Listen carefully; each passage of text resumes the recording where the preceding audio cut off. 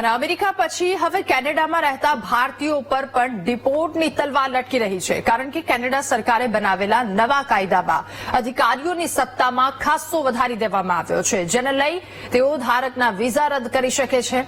નવા નિયમોના બોર્ડર અધિકારીઓની સત્તામાં વધારો કરી દેવાતા બોર્ડર અધિકારીઓ કોઈ પણ સમયે સ્ટડી, વર્ક અથવા ટુરિસ્ટ વિઝા પર આવેલા લોકોના કામચલાઉ નિવાસી વિઝા રદ કરી શકે છે. પ્રાપ્ત વિગતો અનુસાર તાજેતરમાં અમલમાં આવેલા નવા immigration and refugee protection act હેઠળ સરહદી અધિકારીઓને ઇલેક્ટ્રોનિક ટ્રાવેલ ઓથોરાઇઝેશન એટલે કે ETA અને ટેમ્પરરી રેસિડેન્ટ વિઝા જેવા કામચલાઉ નિવાસી દસ્તાવેજો રદ કરવા માટે પહેલા કરતા વધારે સત્તા આપવામાં આવી છે.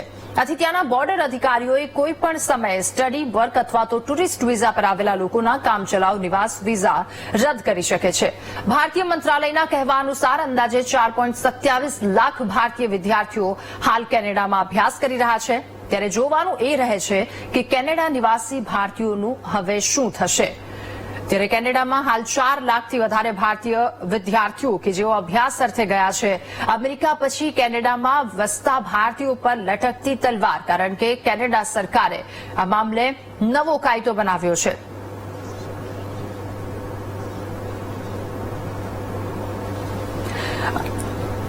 અને પ્રશાંત અજમેરા ઇમિગ્રેશન એક્સપર્ટ આપણી સાથે લાઈવ જોડાયા છે. પ્રશાંત સર, આપનું ખૂબ ખૂબ સ્વાગત છે VTV ન્યૂઝમાં. સર, આપને પૂછવું છે કે અમેરિકામાંથી ડિપોર્ટ કરવામાં આવ્યા ત્યારબાદ હવે અહીંયા કેનેડામાં જેટલા ભારતીયો વસી રહ્યા છે એમના માથા પર પણ લટકતી તલવાર છે. આપનું શું કહેવું? એવું નથી. આ રેગ્યુલેશન જે છે એ ઓવર ઇન્ટરપ્રિટેડ કરવામાં આવ્યો છે. પહેલા આપણે પ્રોસેસ સમજી લઈએ કે જ્યારે આપણને વિઝિટર વિઝા કેનેડાની અંદર કેનેડા માટે અથવા તો સ્ટુડન્ટ વિઝા અથવા તો વર્ક પરમિટ ઇસ્યુ કરવામાં આવે છે ઇન્ડિયાની અંદરથી, અને એમાં પાસપોર્ટમાં આપણો સ્ટીકર મારવામાં આવે છે અને એમાં વેલિડિટી હોય એના બેઝ પર પ્લેન દ્વારા તમે કેનેડા જતા હો છો. અને જ્યારે તમે ત્યાં પોર્ટ ઓફ એન્ટ્રી જેને કહેવાય તો એરપોર્ટમાં આપ ઉતરો ત્યારે ઓફિસર આપને અમુક સવાલો પૂછતા હોય છે કે તમે શા માટે આવ્યા છો, શું કરવાનું આવ્યા છો, ભણવા આવ્યા છો, વર્ક માટે આવ્યા છો, ફરવા માટે આવ્યા છો. હવે એ જે એની ઓથોરિટી ઓફિસરની હતી એને કેનેડા બોર્ડર સિક્યુરિટી એજન્સી કહેવામાં આવે છે, કે જે ઇમિગ્રેશન ઓફિસરો ત્યાં આપણને પૂછે છે. જનરલી અમારી કાયદાની ભાષામાં અમે કહીએ છીએ કે this is an overall interview આપનો છે કે જેની અંદર તમને ઓફિસર પૂછવા માંગે છે કે તમે શા માટે આવ્યો છો.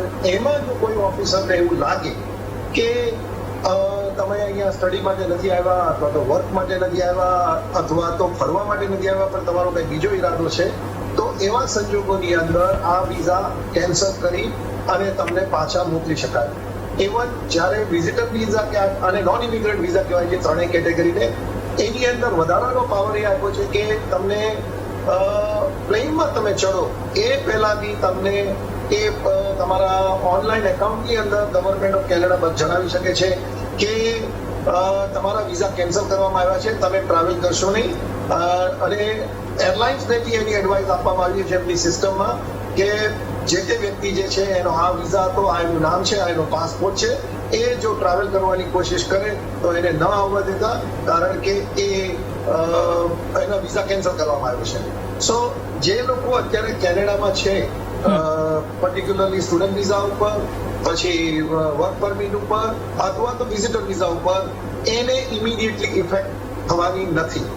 પણ જે અસર થશે એ જે લોકો અત્યારે આ વિઝા ઉપર ટ્રાવેલ કરી રહ્યા છે, કે જેમ કે દર મહિને જુલાઈ ઓગસ્ટ મહિનાની અંદર હજારો વિદ્યાર્થીઓ અહીંથી જશે, ત્યારે એવું પૂરેપૂરું બનવાની શક્યતા છે કે ઘણા બધા વિદ્યાર્થીઓને ત્યાંથી પાછા મોકલે, વર્ક પરમિટ ઉપર જતા હોય એને પાછા મોકલે.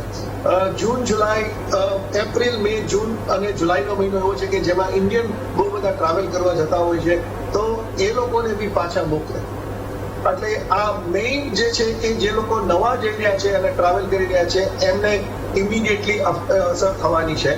અને આ નિર્ણય એટલા માટે લેવામાં આવ્યો છે કે બીજા જે 5 કન્ટ્રીઓ છે, I5 કહેવામાં આવે છે, એટલે અમેરિકા, ઓસ્ટ્રેલિયા, UK અને ન્યુઝીલેન્ડ, એમનામાં આ રીતના કાયદા છે જ, એટલે એમની સાથે સુસંગતતા જણાવવા માટે આ પર્ટિક્યુલર કાયદાનું જોગવાઈ ગોઠવવામાં આવી છે. એટલે એમાં એવું નથી કે જે વ્યક્તિ કેનેડામાં ભણે છે અને એની લઈ અને ગોતી અને એને ઇન્ડિયા પાછા મોકલશે. બિલકુલ સર, આપનો આભાર અમારી સાથે જોડાવા બદલ, આ ચર્ચા કરવા બદલ. તો અત્યારે હાલ જેવું ત્યાં છે એમને કોઈ ગભરાવાની જરૂર નથી.